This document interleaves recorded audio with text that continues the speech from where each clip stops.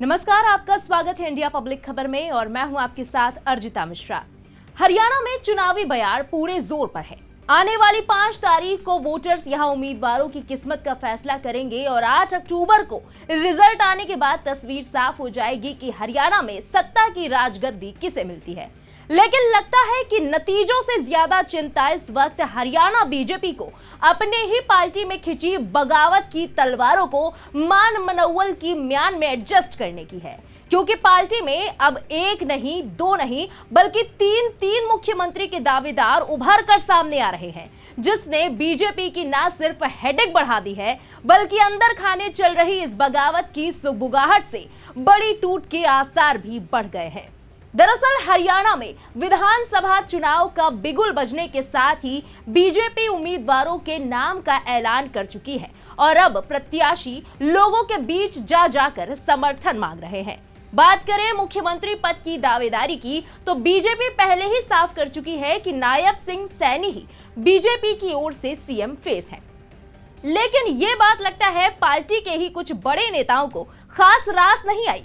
पहले बीजेपी के सांसद और दिग्गज नेता राव इंद्रजीत ने मुख्यमंत्री बनने की दिली ख्वाहिश जगजाहिर कर दी, तो वहीं अब खट्टर सरकार में गृह मंत्री रह चुके बीजेपी के सीनियर लीडर अनिल विज ने भी सीएम पद पर अपनी दावेदारी ठोक दी है, जिससे हरियाणा बीजेपी में हलचल तेज हो गई है।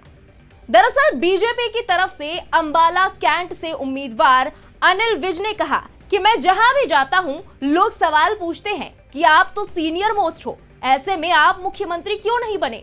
लोगों के इस सवाल और उनकी मांग पर मैंने फैसला किया है कि मैं चुनाव जीतने के बाद पार्टी के सामने अपनी बात रखूंगा और सीएम पद की मांग करूंगा। लोग चाहते हैं कि मैं सीएम बनूं। मैं 6 बार का विधायक हूं और मैं अपनी सीनियरिटी के दम पर पार्टी से मुख्यमंत्री पद मांगता हूं।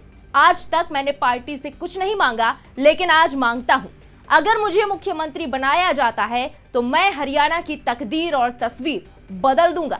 ना मुझे पद का लालच है, ना दौलत का लालच है, बस देश के लिए कुछ करने का जुनून है। वहीं उनके इस बयान के बाद से पार्टी के अंदर और बाहर कई तरह के दावे और प्रतिक्रियाएं सामने आ रही हैं। कहा जा रहा है कि अनिल विज के इस बयान से पार्टी में सरगर्मी बढ़ गई है। उधर बीजेपी में सीएम की कुर्सी को लेकर चल रही इस उठापटक पर कांग्रेस और जेजेपी जैसी पार्टियां चटकारे ले लेकर टॉन्ट मारती दिख रही हैं।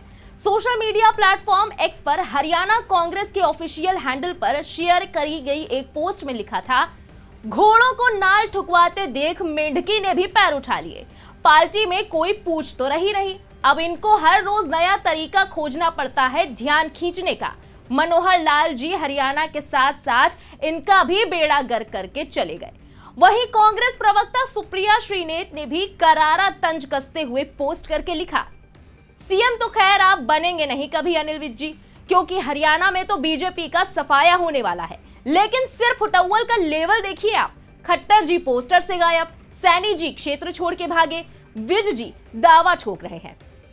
इसके अलावा एक इंटरव्यू के दौरान जेजेपी नेता अजय चौटाला ने भी अनिल विज के मुख्यमंत्री पद की दावेदारी पर हमला बोलते हुए कहा कि हरियाणा बीजेपी ने पहले ही मुख्यमंत्री पद के लिए नायब सैनी को घोषित किया हुआ है।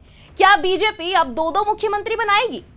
उधर अनिल विज के बयान ने बीजेपी की टेंशन बढ़ा दी और विरोधियों ने मौका भुनाना शुरू कर दिया, तो इधर डैमेज कंट्रोल करने के लिए बीजेपी की तरफ से अब खुद पूर्व मुख्यमंत्री और मौजूदा केंद्रीय मंत्री मनोहर लाल खट्टर उतर आए हैं।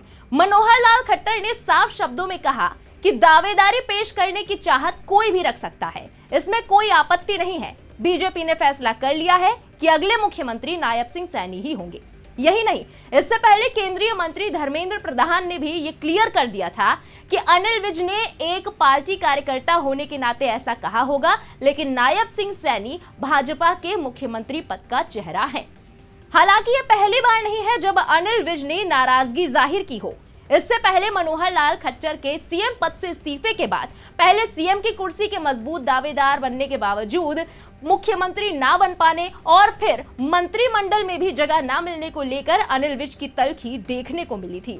वहीं अब सीएम की कुर्सी हासिल करने को लेकर अनिल विज का यूं इच्छा जाहिर करना बीजेपी के लिए इसलिए भी गले की फांस बन गया है क्योंकि जहां एक तरफ एक के बाद एक कई बड़े नेताओं के इस्तीफों से बीजेपी अभी उबर भी नहीं पाई है, तो वहीं सीएम पद को लेकर पहले सांसद राव इंद्रजीत की दावेदारी और अब अनिल विज के भी इसी रेस में शामिल होने के बाद बीजेपी को अपनी ही पार्टी के भीतर छिड़ी बगावत को शांत करने में कड़ी मशक्कत करनी पड़ रही है। बहरहाल हरियाणा में चुनाव की तारीख करीब आते आते बीजेपी दिन पर दिन बैकफुट पर जाती दिखाई दे रही है। इसी साल हुए लोकसभा चुनाव में भी बीजेपी को तगड़ा झटका लगा था, जब हरियाणा की 10 में से 5 लोकसभा सीटों पर हार का सामना करना पड़ा था।